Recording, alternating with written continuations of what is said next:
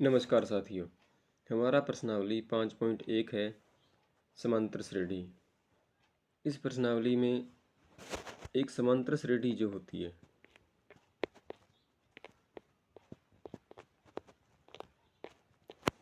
उसका जो पहला पद होता है, प्रथम पद, उसको हम ए से लिखते हैं और दो पदों का जो अंतर होता है, लगातार अंतर, उसे कहते हैं सारव अंतर। इसे लिखते हैं डी के द्वारा। एक समांतर श्रेणी यानी कि अर्थमेटिक प्रोग्रेशन, ये होता है एपी। एक एपी को लिखा जाएगा इस प्रकार से: A1, A2, A3, A4 और AN। अगर इसमें लगातार दो दो पदों का अंतर समान हो जाए, इनके सारव अंतर जो है वो इनके पदों का अंतर होता है। सारव अंतर का मान, अगर आप दूसरे पद में से घटाओगे पहला पद, तीसरे में से घटाओगे दूसरा पद, चौथे में से घटाओगे तीसरा पद, और इसी प्रकार से ये सबका अंतर समान आ जाए तो जो समान अंतर होगा वो इसका सारव अंतर डी कहलाता है। और यदि ये अंतर समान आएगा तो ये एक समांतर श्रेणी होगी।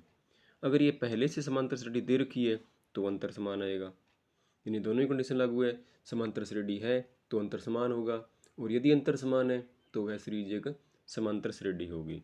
तो अब हम करते हैं अपना पहला प्रश्न। प्रत्येक किलोमीटर के बाद टैक्सी का किराया जबकि प्रथम किलोमीटर के लिए 15 रुपये और प्रत्येक अतिरिक्त किलोमीटर के लिए किराया 8 रुपये है। यानी एक टैक्सी का जो प्रारंभिक किराया है पहले किलोमीटर का वो तो है 15 रुपये, प्रथम किलोमीटर का किराया तो है 15 रुपये, और प्रत्येक अतिरिक्त किलोमीटर का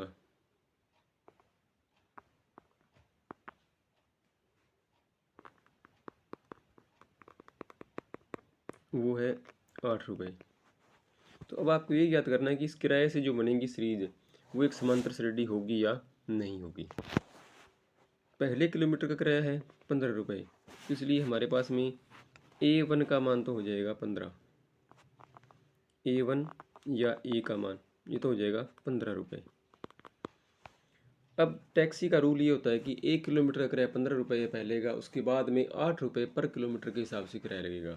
तो अगर हम दूसरे किलोमीटर का किराया निकालना चाहें तो इसके लिए हमें 15 में 8 जोड़ना पड़ेगा और ये बन जाएगा 23 रुपये। अगर हम तीसरे किलोमीटर का इसके लिए किराया निकालें तो इसके लिए दूसरे किलोमीटर के किराए में हम 8 जोड़ देंगे तो बन जाएगा 31 रुपये। अगर हम चौथे किलोमीटर का किराया निकालना चाहें तो हमें 31 में 8 जोड़ देंगे तो बन जाएगा 39 रुपये। अब आपको ये पता करना है कि ये सीरीज एक समांतर श्रेणी है या नहीं है। आगे इसी प्रकार से निकलते जाएंगे। तो आप सबसे पहले A2 में से A1 घटाओ, यानी 23 में से घटाओ 15, 23 माइनस 15 हो गया 8। अब आप तीसरे पद में से घटाओ दूसरा, 31 में से 23, तो भी बचेगा 8। अब आप घटाओ चौथे पद में से तीसरा पद, 39 में से घटाएंगे 31, तब भी आएगा 8। तो यहाँ आप देख सकते हो कि A2 माइनस A1 का मान 8, A3 माइनस A2 का मान 8, A4 माइनस A3 का मान 8। अब ये तीनों का 8 आ गया तो आगे जो मान निकालेंगे उनका भी 8 ही अंतर आएगा। इसलिए यहाँ हमारे पास में A2 माइनस A1 का मान, A3 माइनस A2 और A4 माइनस A3 का जो मान है वो बराबर है और सबका मान 8 है। इसलिए जो दी गई स्थिति जो है वो एक समांतर श्रेणी को व्यक्त करती है।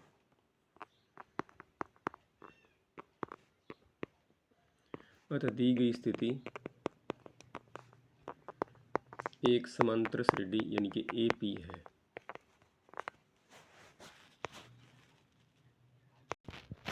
अगला प्रश्न है कि किसी बेलन में उपस्थित हवा की मात्रा जबकि वायु निकालने वाला पंप प्रत्येक बार बेलन की शेष हवा का 1/4 भाग बाहर निकाल देता है। तो हम ये मान लेते हैं कि सिलेंडर में शुरू में हवा की मात्रा जो है वो x घन सेंटीमीटर या मीटर में है। प्रारंभ में उसमें हवा जो है वो x घन सेंटीमीटर है। अब जब उसमें से हम एक बारी पंप में से हवा निकालेंगे तो उसमें बची हुई जो गैस रह जाएगी वो हो जाएगी A2 का मान हो जाएगा x माइनस 1/4x, यानी जो हवा उसमें थी उसका 1/4 भाग उसमें से बाहर निकल जाएगा। अब यदि हम इनका लघुत्तम लें तो आ जाएगा 4, 4 का गुणा करेंगे x से हो जाएगा 4x माइनस x, बच गया 3x/4, यानी अब उस सिलेंडर में हवा 3x/4 रह गई। अब जब तीसरी बारी इसमें पंप चलाएंगे दूसरी बारी, तो इस हवा का भी 1/4 भाग इसमें से बाहर निकल जाएगा। तो हमारे पास तीसरा पद हो जाएगा 3x/4, तो उसमें हवा है अब, और इसका 1/4 भाग और उसमें से बाहर निकल जाएगा। 4 का 4 से गुणा हो जाएगा तो ये बनेगा 3x/4, हवा उसमें से निकल गई 3x/16।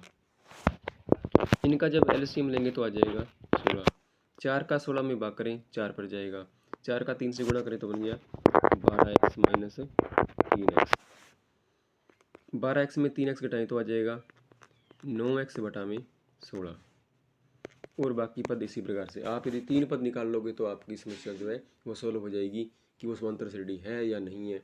अगर इन 2 पदों का अंतर समान आ गया तो आगे वाले भी समान आएंगे, इनका नहीं आया तो आगे वालों का भी नहीं आएगा।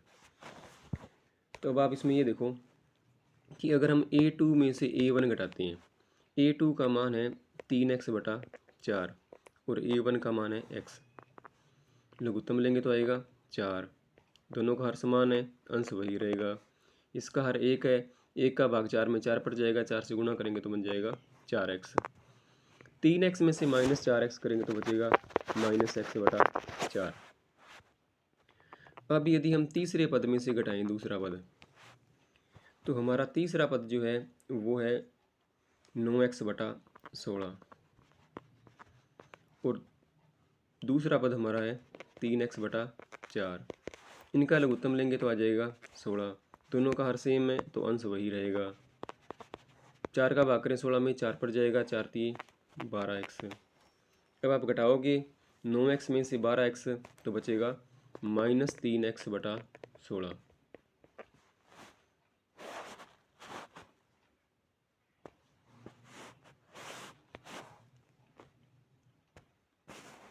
A2 माइनस A1 का मान तो आ गया -x/4, और A3 माइनस A2 का मान आ गया -3x/4, यानी हमारे पास में A2 माइनस A1 का जो मान है वो A3 माइनस A2 के बराबर नहीं है, इसलिए दी गई स्थिति जो है वो एक AP नहीं है।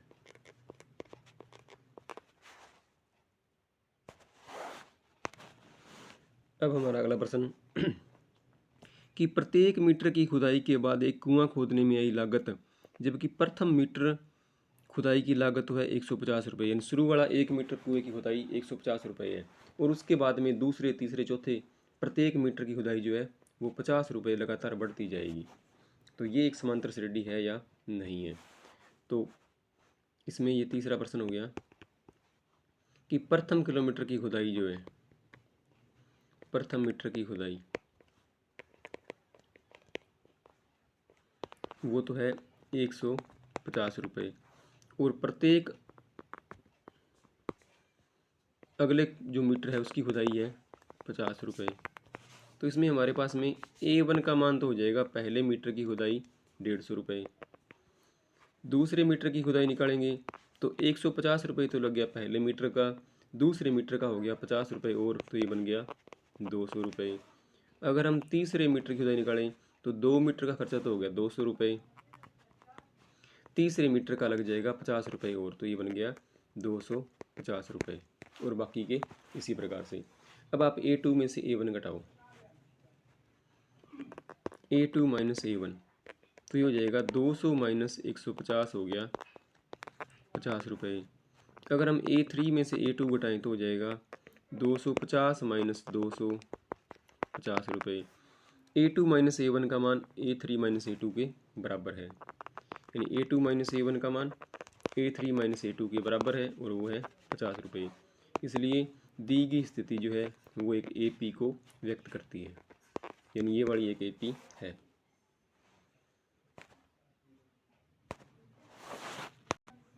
अगला प्रश्न है कि खाते में प्रत्येक वर्ष मिश्र धन जबकि 10,000 की राशि 8% की दर से चक्रवृद्धि ब्याज पर जमा की जाती है। एक होता है साधारण ब्याज और एक होता है चक्रवृद्धि ब्याज।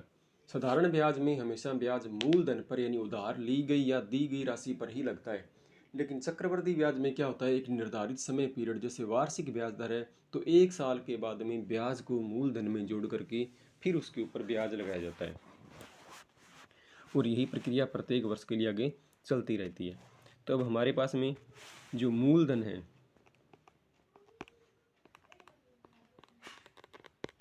वो तो है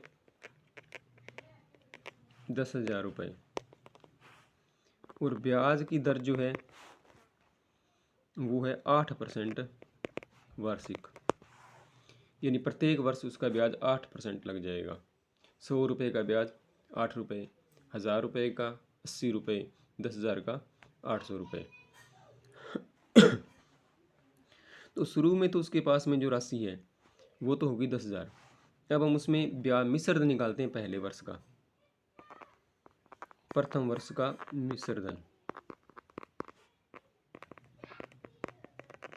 मिश्र धन होता है मूलधन प्लस ब्याज। तो हम पहले ब्याज की कैलकुलेट कर लेते हैं, कितना आएगा। 10,000 रुपये का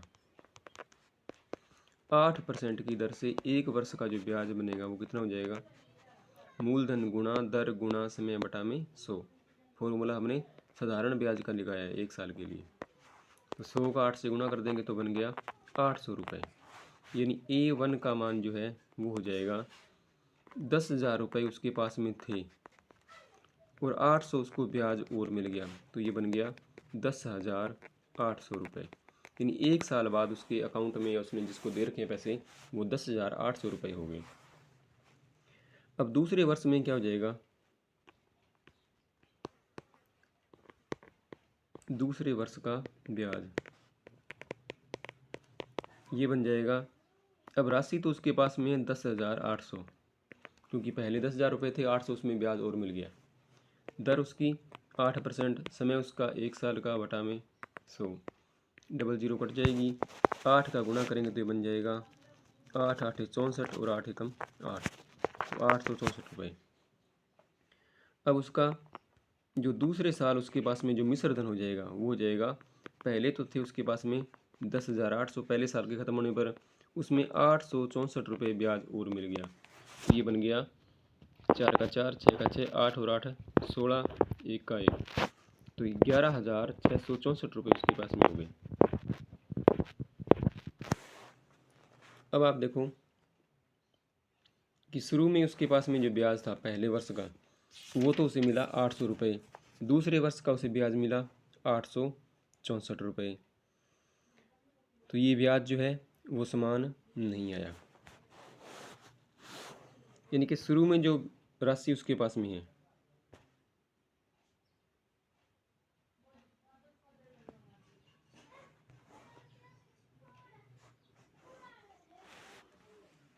वो तो उसका हो जाएगा ए का मान हो जाएगा। शुरू में उसके पास राशि जो है वो 10,000 रुपये है, तो ए का मान तो हो गया A1 का मान 10,000 रुपये।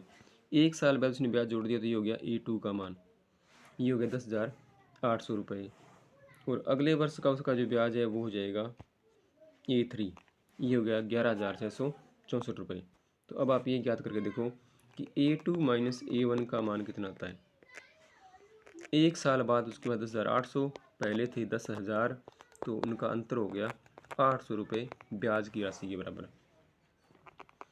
अब तीसरे में घटाएं दूसरा, तो तीसरी बारी उसकी ब्याज था 11,664 रुपये।